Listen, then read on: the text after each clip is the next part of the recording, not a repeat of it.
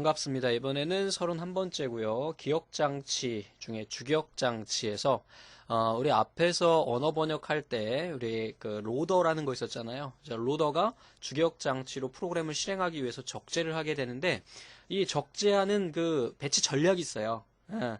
그거를 한번 보도록 하고요. 그 다음에 주기억장치를 할당하는 방법, 그리고 또 이런 주기억장치에다가 할당을 했을 때 발생할 수 있는 단편화에 대한 이야기, 이런 걸 한번 싸라라락 한번 보도록 하겠습니다. 뭐 그렇게 어렵지는 않고요. 이 부분은 뭐 어떻게 보면은 굉장히 쉬운 부분에 해당하기 때문에 여러분들이 부담 없이 그냥 쭉 보시면 될 것 같아요. 자, 우선 주기억장치 관리 전략은 좀 전에 말씀드렸듯이 프로그램 데이터를 주기억장치로 올려오는 시기나 위치, 이런 것을 우리가 결정하는 것을 이야기한다 해서, 반입 전략은 그 중에서 가져오는 시기, 그리고 배치 전략은 그 중에 어느 곳에다 넣을 것인지를 결정하는 것이 바로 기억장치 관리 전략이 되는 겁니다. 자, 그 다음에 이제 배치 전략, 프로그램을 어느 위치에 이렇게 주기억장치 어느 위치에 프로그램을 올려놓겠느냐, 그거에 따라서 최초 적합과 최적 적합, 그 다음에 최악 적합, 이렇게 세 가지로 구분이 됩니다. 그래서 최초 적합은 메모리 순서대로 기억장치 할당된 들어갈 수 있는 공간에 제일 먼저 위치해 놓는 거예요. 그래서 좀 이따가 예제를 보게 될 거고, 최적은요, 가장 사이즈가 피트한, 그러니까 가장 비슷한 곳에 넣는 거고요. 최악은요, 용량 크기가 가장 크기가 많이 나는, 낭비가 가장 심한 경우가 최악 적합이 됩니다. 그래서 가장 좋은 방법은 뭐냐면 최적 적합이 되겠죠. 최적 적합. 자, 그래서 예제가 이렇게 있습니다. 자, 현 상태 그림과 같이 주어졌을 때 최적 적합에 의한 20KB 크기를 J3에 할당한 경우, 크기 J3의 할당 결과는 그랬습니다. 이게 그림이 약간 좀 헷갈릴 수 있는데 뭐냐면 J1이 데이터예요. J2도 데이터고요. J2도 이렇게 데이터예요. 그리고 여기가 이제 빈 공간입니다. 그래서 이 중에 어디에 들어가느냐 이거가 되는 거거든요.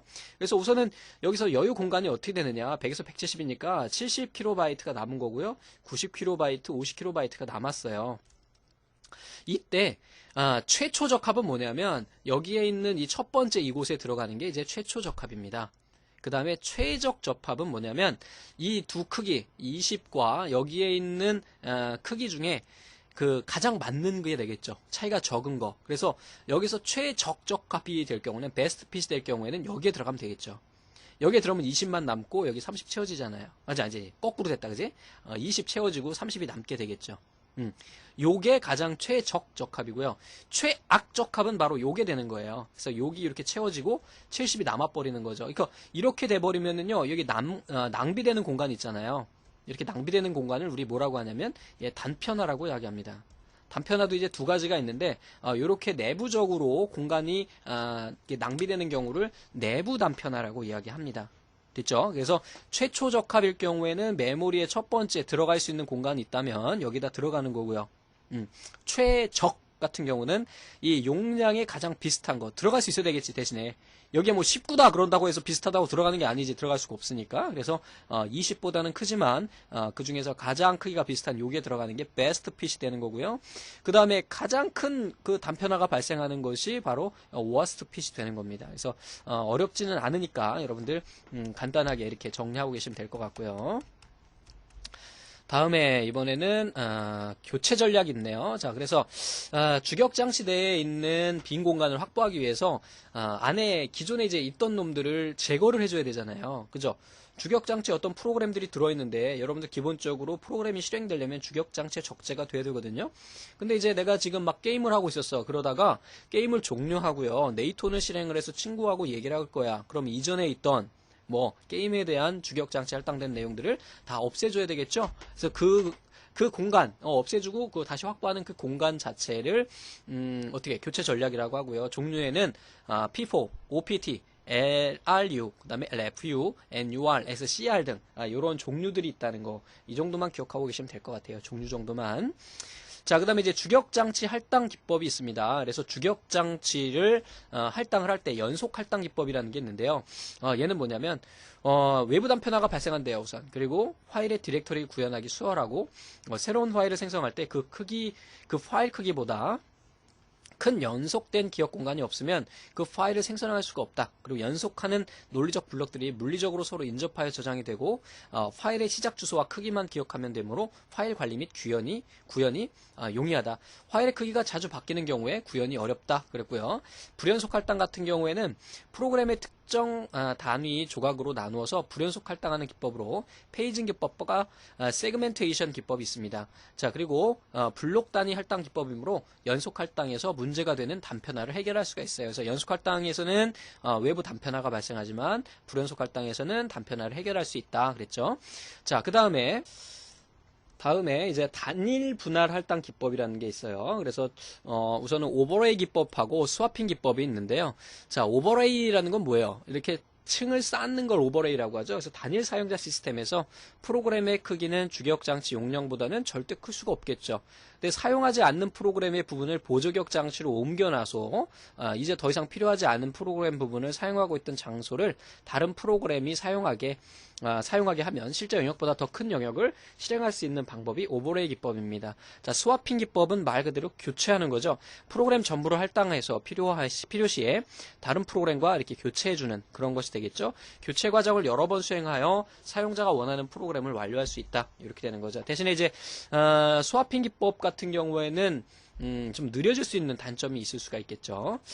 자, 다음에 앞에서는 이제 우리 단일 분할 기법을 배웠고요. 다중 분할 기법도 있어요. 그래서 여기서는 고정 분할 할당 기법이라서 정적 할당 기법과 가변 분할 할당이라고 그래서 동적 할당 기법이 있습니다. 그래서 주격 장치의 영역을 고정된 크기로 분할해서 할당하는 방법을 말하고요.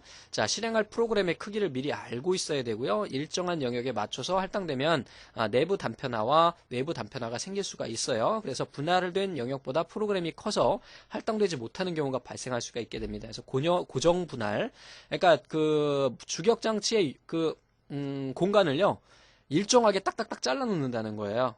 그리고 이제 가변 분할 같은 경우에는 그 크기가 움직일 수 있다는 거죠. 그래서 프로그램을 할당하면 그때 필요한 양만큼만 이렇게 할당하는 방법을 우리가 가변 분할 할당 기법이라고 하고, 다중 프로그래밍의 효율성을 높일 수가 있고 주격 장치의 효율적으로 이용할 수 있는 그러한 장점이 있겠죠. 대신에 이제 구현이 좀 어렵고 그렇겠죠. 자, 이제 단편화라는 것은 뭐냐? 앞에서 잠깐 말씀드렸죠. 주격장치상에서 빈번하게 기억 장소가 할당되고 반납됨에 따라서 그 장소들이 조각들로 나누어지는 형상입니다. 그래서 여러분들 디스크 조각 모음 하죠. 이거랑 비슷하다고 생각하시면 돼요. 그래서 디스크 조각 모음이 영어로 뭐야? 디플라그멘테이션이죠. 그래서 단편화를 없애주는 거예요. 그래서 단편화가 많이 생기게 되면은 주격 장치의 효율성이 떨어지게 되고 속도도 떨어지게 됩니다. 그러니까 여기에는 이제 내부 단편화하고 외부 단편화가 있는데요. 자, 내부 단편화는 앞의 시간에서 잠깐 말씀드렸죠. 앞의 시간이 아니라 방금 전에 할당될 공간이 너무 커가지고요. 할당되고 남은 공간을 우리가 내부 단편화라고 하고요. 외부 단편화는 뭐냐면 할당될 그 공간이 너무 작아가지고요. 할당될 수가 없는 거예요. 그래서 남아가지고, 그러니까 할당될 공간이 너무 작은 거야.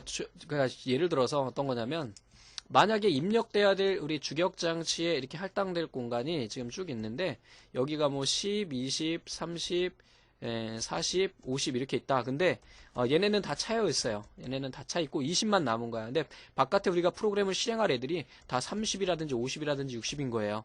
그럼 얘네 못 들어가잖아요. 그죠? 그래서 얘네가 바깥에 있다. 들어가지 못하고 바깥에 있다. 그래서 외부 단편화 이렇게 되는 겁니다. 그래서 얘는 어떻게 되는 거예요? 외부 단편화라고 이야기합니다. 얘네 계산하는 문제 자주 출제됩니다. 자, 단편화 해결하는 방법에는요, 통합하거나 얘네를 그 조각조각 난 부분을 합쳐주거나 아니면은 얘네를 서로 떨어져 있는 것에 공백을 모아가지고 하나의 공간을 이렇게 만들어주는 그러한 방법이 있습니다. 그래서 두 가지 통합과 압축에 대한 것도 구분해서 기억하고 계시기 바랍니다. 자, 그럼 예제를 한번 볼게요. 자, 다음과 같이 기억장치의 할당표에서 외부 단편화는 총 몇 킬로냐 그랬는데 이 문제는 원래 내부 외부 모두 찾는 거거든요. 그래서 내부 외부를 한번 같이 찾아볼게요. 아주 자주 나오는 스타일이니까. 자, 우선은 10kg를 20kg에다 넣다 보니까 10kg의 내부 단편화가 생기겠죠. 근데 얘는 못 들어가죠. 그럼 얘는 통째로 지금 못 쓰죠. 얘가 이제 외부 단편화가 되겠죠. 외자로 써놓을게요. 다음에 160 얘도 지금 못 들어가잖아요. 그러다 보니까 얘도 외부 단편화가 발생을 하고요.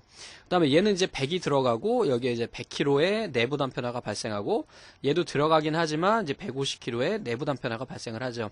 그럼 외부 단편화는 총 몇 킬로예요?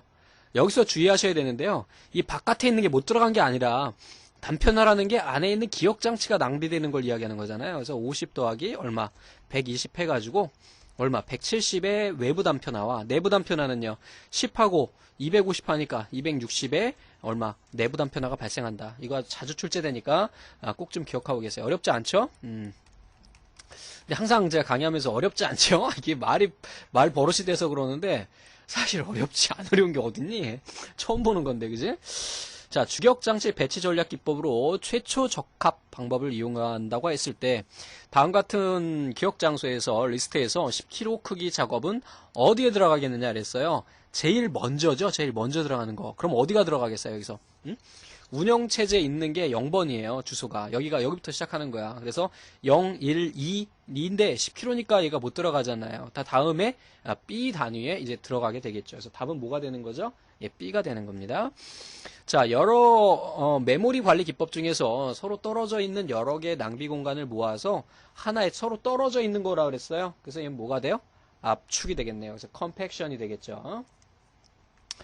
자, 새로 들어온 프로그램과 데이터를 주격장치 내에 어느 곳에 놓을 것인가를 결정하기 위한 배치 전략의 종류가 아닌 것은 그랬습니다. best fit, 다음에 worst fit, first fit, last fit이라는 건 없어요.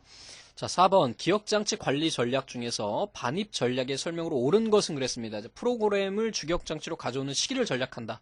아, 맞네요. 이게 맞죠. 그죠?